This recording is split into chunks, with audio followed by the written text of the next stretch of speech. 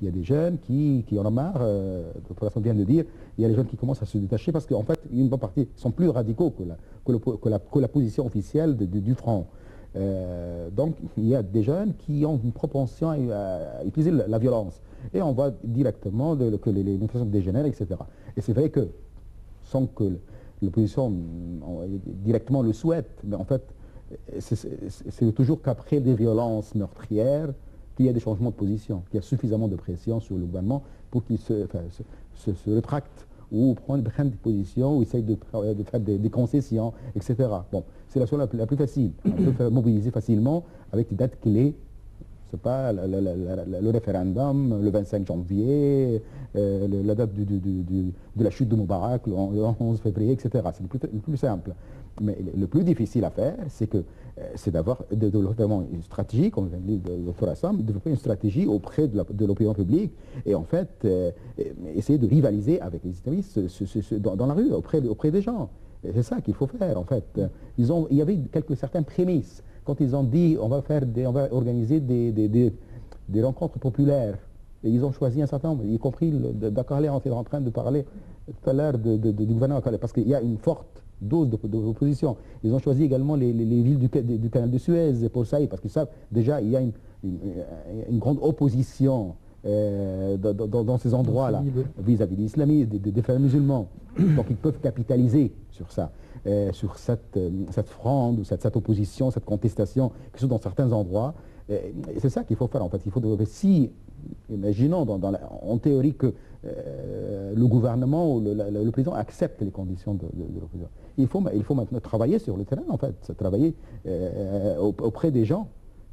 Pour participer aux élections. Il ne faut pas laisser les changer. Donc, et ça, le plus dur à faire. En fait, ça, c'est un travail de longue haleine et qui demande beaucoup de ressources, beaucoup de changements de discours même, hein, et qui reste, c'est vrai, l'opposition a un discours assez élitiste, hein, qui s'adresse à une élite, plutôt que... il faut développer un discours à géométrie variable, je veux dire. Hein. Même s'ils ont un discours élitiste qui s'adresse aux élites, etc. Mais il faut adresser également un discours qui soit destiné au peuple, je veux dire, les gens simples, les gens ordinaires, les gens de la rue.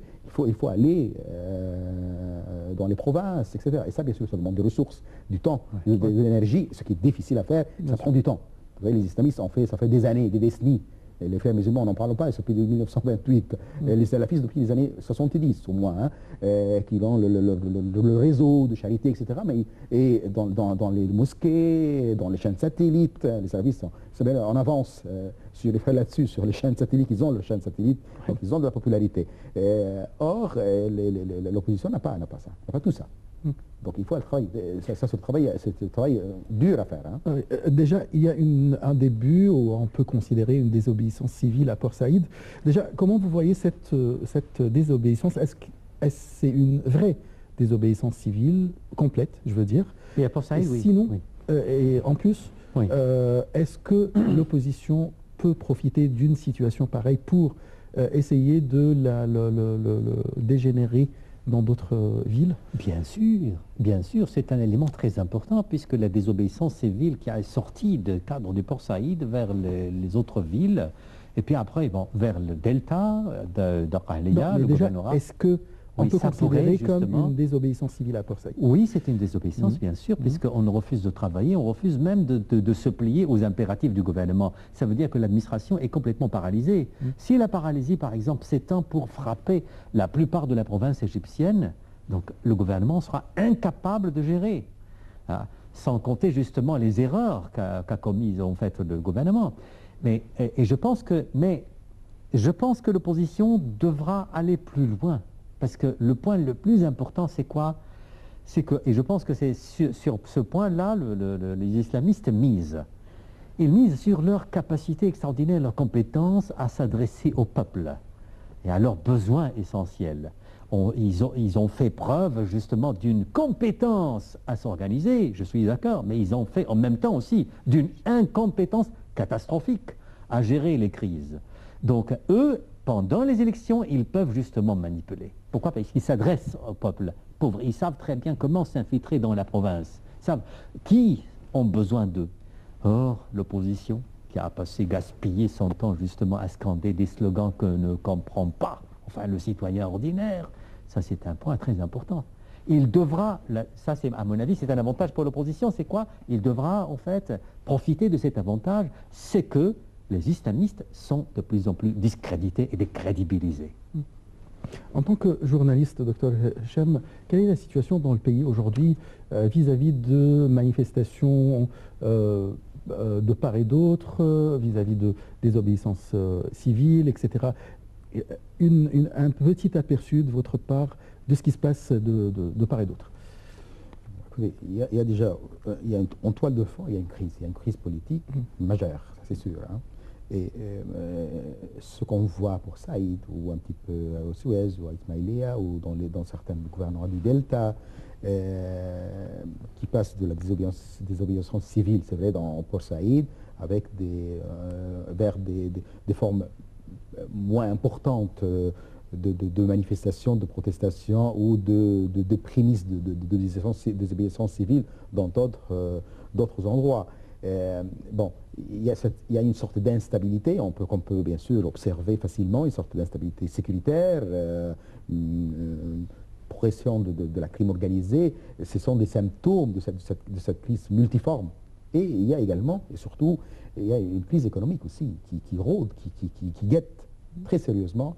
Moi, je voudrais m'arrêter un petit peu là-dessus parce que, bon, on voit maintenant les manifestations de cette crise sur plusieurs niveaux, là, par exemple des pénuries d'essence ou de gasoil. On voit maintenant des voitures qui servent sur plusieurs kilomètres qui attendent leur tour pour pouvoir s'approvisionner. Et bien sûr, des hausses des prix, etc. Et moi, je pense que ça, c'est très dangereux. Et ça peut, parce que pourquoi ça peut alimenter, même si les raisons ne sont pas politiques à ce moment-là, mais ça peut alimenter facilement des mouvements de masse, de protestations de masse, parce que ça concerne tout le monde. Même les gens qui ne s'intéressent pas à la politique, ils ne comprennent rien à la politique, ils ne s'intéressent pas à qui gouverne le pays, ou les arguments élitistes de l'opposition, ou le dialogue national. Tout ça les dépasse un petit peu. Ils cherchent leur gagne-pain au jour le jour. Là, les gens-là sont très affectés par ce qui se passe. C'est l'une des conséquences de la crise politique d'ailleurs, mais également de la gestion catastrophique, également du gouvernement de l'économie depuis. Bon, c'est vrai qu'ils ont un peu de prétexte le fait qu'il y a une crise politique, mais bon, c'est pas le seul prétexte. On ne peut pas tout jeter sur ça. En tout cas, la réalité, c'est qu'il y a une grave crise économique qui se développe, je ne pense pas qu'il sera résolu demain, et crée des gens insatisfaits qui peuvent être facilement, avec une petite mèche, une étincelle qui peut exploser. Qui peut être explosée. On voit à ce moment-là des masses qui descendent, même si pas pour des raisons politiques, mais bon, les meneurs seront pour des raisons politiques, mais on va voir des masses qui se rejoignent à des manifestations très importantes pour des raisons à ce moment-là économiques. Et là, on peut risquer gros. Voilà. Alors, ce qu'on vient de comprendre et qu'on vit actuellement, c'est qu'il y a une crise politique et une crise économique et qui viendra bientôt quand même. La position de l'armée. Alors, il y a par exemple un appel pour des manifestations en soutien de l'armée ce vendredi. Oui. Est-ce que l'armée peut bouger actuellement? Écoutez, il est vrai que la popularité de l'armée augmente de plus en plus, c'est vrai. Mais moi, je suis enclin en fait à douter de cette possibilité que l'armée intervienne au moment. L'armée a déclaré maintes fois qu'il se distancie complètement de la politique. Or, et on a remarqué quand même, on a aperçu une sorte de tension qui a commencé à éclater entre parfois le régime et l'armée. Il y a même des figures, par exemple, islamistes ou des frères musulmans qui ont fait des déclarations contre l'armée, et puis après on a vu des répliques assez fortes de l'armée. Mais est-ce que le fait que l'opposition, par exemple, fasse appel à l'armée, est-ce que c'est une raison suffisante pour que l'armée intervienne? C'est vrai, il y a même des citoyens qui appellent l'armée à faire des coups d'État. C'est pas l'opposition qui appelle. Les citoyens. C'est les citoyens. Les citoyens, ordinaires oui, mais ce sont des citoyens, mais quand même. L'armée a dit bon, nous allons laisser la machine électorale fonctionner. Ce n'est pas le moment. Et puis après, il y a aussi, il faut mettre en compte aussi les forces politiques internationales. C'est-à-dire que il y a les Américains, il y a c'est pas facile que l'armée intervienne. Ouais. Alors, on n'a plus de temps. Alors, est-ce que vous partagez le même avis, juste en oui ou non? Moi, j'ai juste une petite nuance à Allez-y, ajouter. très vite. C'est vrai que pour l'instant, l'armée ne peut pas intervenir, c'est sûr. Ça, c'est sûr. L'idée, par exemple, leur volonté, c'est de ne pas intervenir. Mais, je dirais, et c'était par des déclarations des militaires d'ailleurs, ils gardent un œil sur ce qui se passe. Ouais. Et si jamais la situation devient incontrôlable, ou dégénère très fortement, au risque d'avoir un désordre ou un chaos, où le pays devient ingouvernable, je pense qu'ils vont intervenir. Et à ce moment, ils attendront un appel de la population, un appel de la population, mais s'ils trouvent que la situation devient vraiment ingérable, ils vont intervenir. Elle doit intervenir. Docteur Hacham Mourad, vous êtes rédacteur en chef de l'Ahram Hebdo. Je vous remercie beaucoup. Docteur Hassam Abdel Fattah, vous êtes professeur d'analyse de discours. Je vous remercie beaucoup. Je vous souhaite une très très bonne soirée et à demain. Au revoir.